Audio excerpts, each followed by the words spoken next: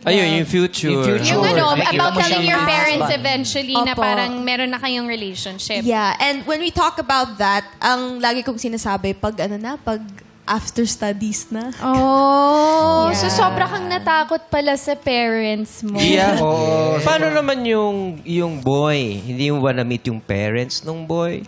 Oh, I've met his mom. Yeah, and, And? they're a lovely family. So, nagkaroon kayo ng relationship? Ikaw at yung mama? Hindi po masyado relationship kasi working din po yung mom niya. So, it was more on siya lang.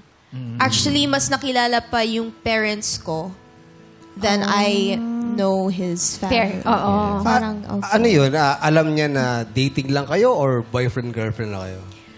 It was a very silent, mutual thing talaga. Kasi nga, I always tell, lagi po akong parang maingat because I know nga po bawal eh. So, it was an silent commitment, yun po. As in like, I don't want you with other girls, you don't want me with other guys. Pero wala talagang label Wala na pa. Parang boyfriend. wala. Para pag girlfriend. tinanong ako, legally speaking, I don't Hindi have kayo. A boyfriend. Yes po. Galing. Ano yung, Sulat, ano yung, Pero tanong nila si... sige. sige, go. Ano yung feeling nung time na yon nung nagkikita kayo nung ex mo na may adventurous ba yun para sa inyo o talagang takot kayo that time na baka mahuli kami and trauma?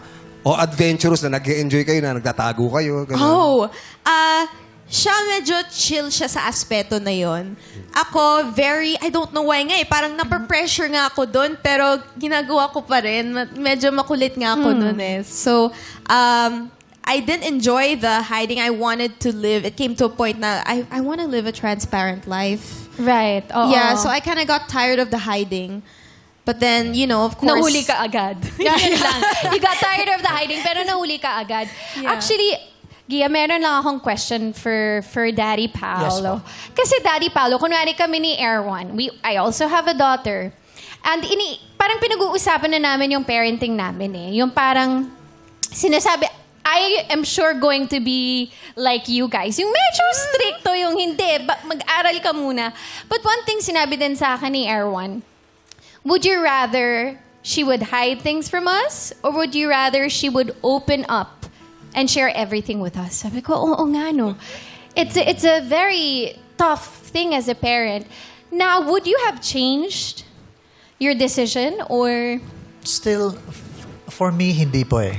Because we still believe, dahil ang mga kabataan ngayon, sabi nga, mapusok ang damdamin. And I believe, I always remind my children na proximity is stronger than love. So, ibig sabihin lang, minsan kahit mahal mo isang tao, pero dahil kasama mo parati itong tao, nafo-fall kayo. Lalo na pag physical.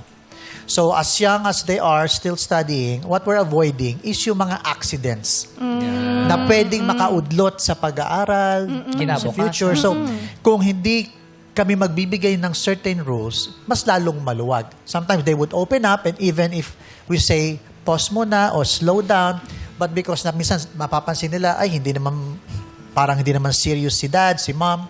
So, we made lang a point na focus sa studies, yan ang rule lang natin.